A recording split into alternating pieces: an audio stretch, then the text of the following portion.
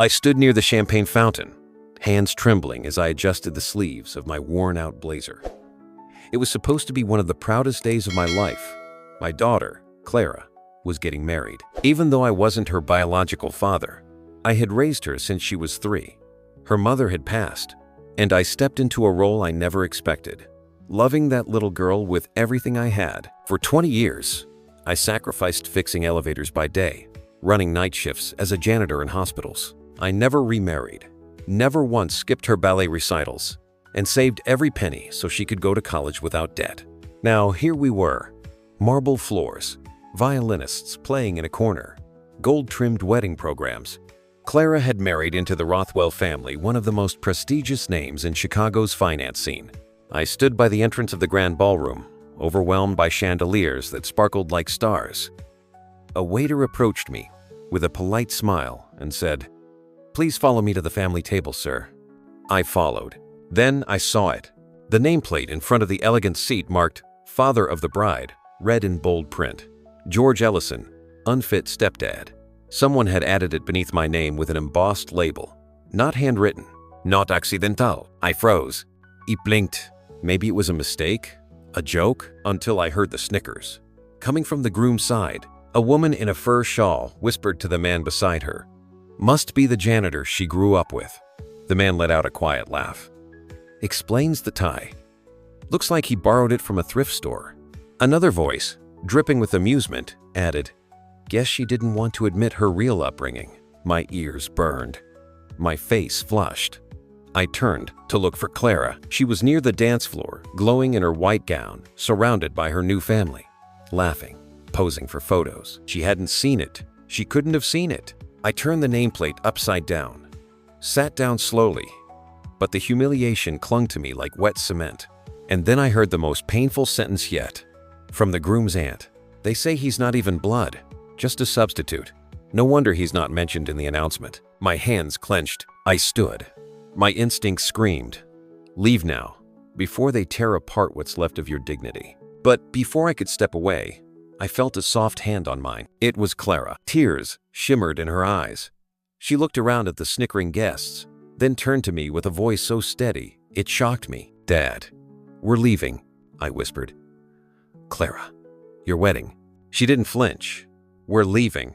I won't stand beside people who humiliated the only man who ever stood by me." The music faded. The DJ hesitated. Faces turned. Cameras stopped clicking. Clara turned to her husband. "You should know, Lucas, your family just made the worst mistake of their lives." And with that, she slipped her arm through mine, and we walked into the night. That night, I thought it was over. But the truth? It was just beginning. The drive back home was nearly silent, save for the soft patter of rain against the windshield. Clara stared straight ahead, her lips pressed into a thin line.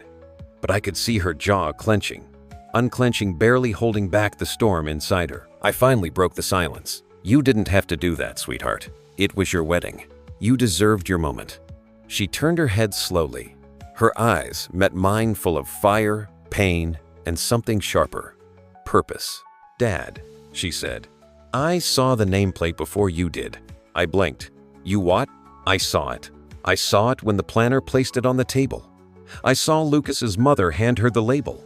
I saw her laugh." My heart pounded. "Then why didn't you stop it?" Clara looked away for a moment, then exhaled. "Because I needed to know if they would actually do it. I needed to see how far they were willing to go. They've always resented where I come from. And now, I know they don't just look down on you, they look down on me." She pulled out her phone and opened a video, grainy but clear. The groom's father, Martin Rothwell, sipping champagne and whispering, "Watch this. Let's see if she introduces him as the janitor or just family friend." Lucas's mother giggled, holding the label in her manicured fingers. "She calls him Dad. It's adorable, really, like pretending a mutt is a show dog." And then Lucas, standing nearby, smirking, saying nothing. My chest tightened. I had always given him the benefit of the doubt. Maybe he was simply caught between families. Maybe he didn't know, but he did. And he didn't stop them. Clara's voice brought me back. "There's more," she said. "I never told you this before, but I own a controlling stake in their company." My breath caught. "You, what?" She nodded.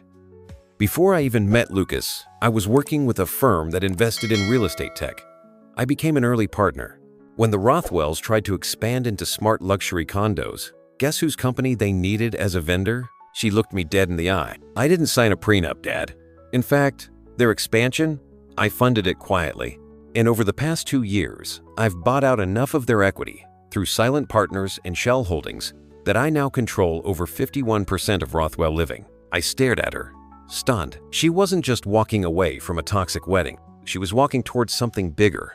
Tomorrow, she said, we're going to show them exactly who they tried to humiliate. And in that moment, I no longer felt like a janitor or a substitute. I felt like I was standing beside a lioness. The next morning, Clara walked into my modest kitchen wearing a sharp black blazer and a silk blouse, no veil, no gown, no sign of the bride she had been just 12 hours earlier. She looked like a CEO on a warpath. She placed a thick folder on the table. "Dad," she said calmly, "you're coming with me." I opened the folder. Inside were legal documents, purchase agreements, company memos, all tracing back to Rothwell Living, the luxury property firm Lucas's family had built for 2 generations. Clara had been acquiring silent shares through third-party ventures, quietly, smartly. With every project they signed, she had moved in a little closer. Now she wasn't just a shareholder, she was the largest one. At exactly 9:30 a.m., we walked into the Rothwell Living headquarters, a steel and glass tower downtown. I'd only ever cleaned lobbies like this, not walked through them in a tailored suit. People stared. Staff paused. Phones stopped ringing. The same people who had sneered at the reception just last night were now suddenly stiff with uncertainty. We entered the executive boardroom. Around the long mahogany table sat Lucas's father, Martin, his mother, Evelyn, his older brother, an executive VP, and several board members. Martin stood up, arms wide, masking his confusion with a rehearsed smile. "Clara, what's this all about? We thought you'd be, well, on your honeymoon." Clara didn't return the smile. She placed the documents in front of them. "I'm here to exercise my right as majority shareholder." The room fell silent. Martin blinked. "I'm sorry." "What?" She took a deep breath, her voice steady as steel. "As of today, I control 53% of Rothwell Living's assets, including all voting rights. Your recent expansion into our firm's tech division gave me all the leverage I needed." She turned to the board. "I have no intention of dissolving the company, but effective immediately. Martin Rothwell, Evelyn Rothwell, and any family member directly associated with yesterday's events are hereby removed from any position of leadership, equity, or compensation." Gasps filled the room. "You can't be serious," Evelyn snapped. "This is our family legacy." "Exactly," Clara interrupted. "And you spat on the man who built mine." Martin slammed his palm against the table. "You gold digging? I was wealthy long before I met your son," Clara said. "I stayed silent out of respect. But you tried to humiliate the only person who ever gave me love, without expecting anything in return." She looked at me. I couldn't speak. My throat was tight. Clara turned back. "This isn't just business. This is personal. And now you'll have to rebuild from where you tried to tear me down." A board member raised his hand timidly. "Is this legal?" Clara nodded. "Fully. The paperwork has been filed. The new leadership will be announced by noon." Martin's hands trembled. "You ruined your own wedding for this?" Clara didn't flinch. "Number you did." She stood up, offered me her arm again, and together we walked out, leaving behind a boardroom full of shocked executives and a crumbling legacy that had once thought itself untouchable. 2 weeks passed. The story of the Rothwell family's corporate shakeup swept through the local media like wildfire. Headlines read, "Bride walks out, becomes CEO overnight.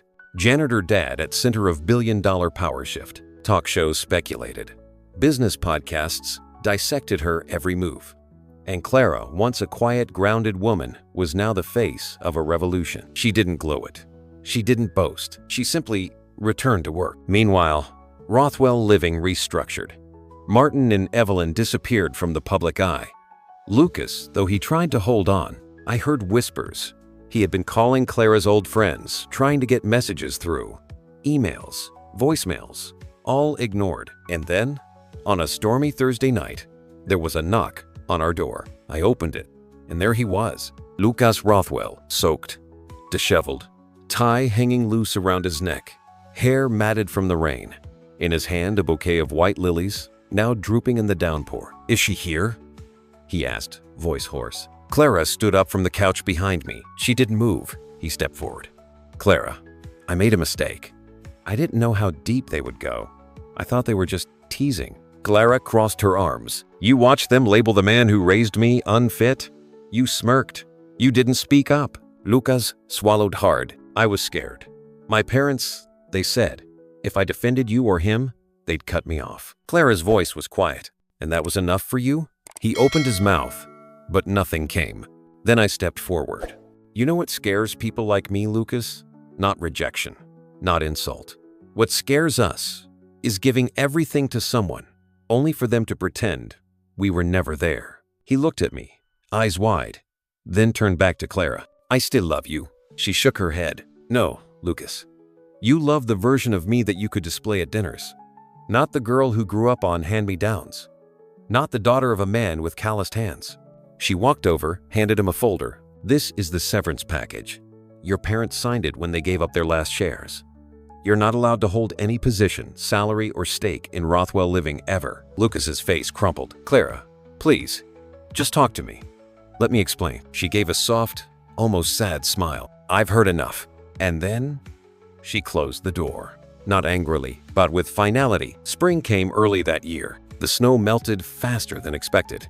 And with it, the icy weight that had lingered on my chest for decades seemed to thaw. Clara was busier than ever revamping company culture, restructuring departments, even initiating a full audit of Rothwell Living's past charitable donations. But in the midst of her corporate whirlwind, she made time for something personal. She invited me to lunch one Friday afternoon, not at a restaurant, but at the very community center where she had taken dance lessons as a child.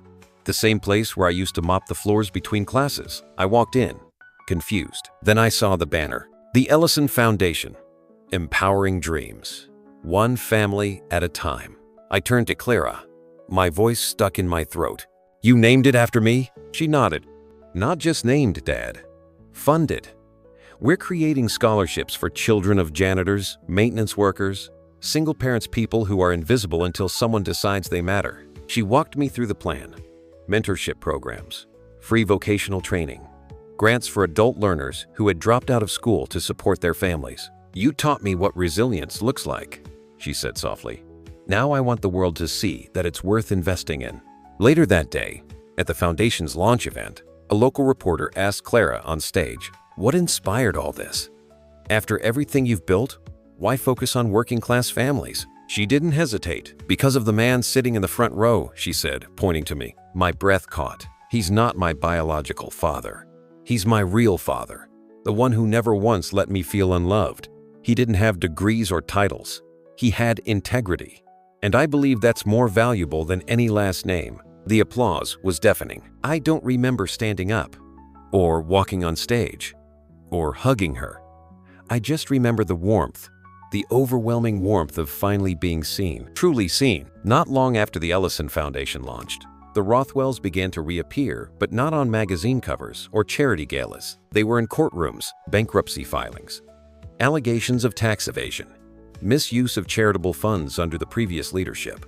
Old scandals long buried were now resurfacing under the pressure of Clara's transparency initiative. Evelyn Rothwell, once the queen of country club brunches, was now seen entering a courthouse in dark glasses and borrowed pearls. Martin Rothwell, stripped of board seats and titles, was being sued by former partners for misleading investors on projects he no longer owned.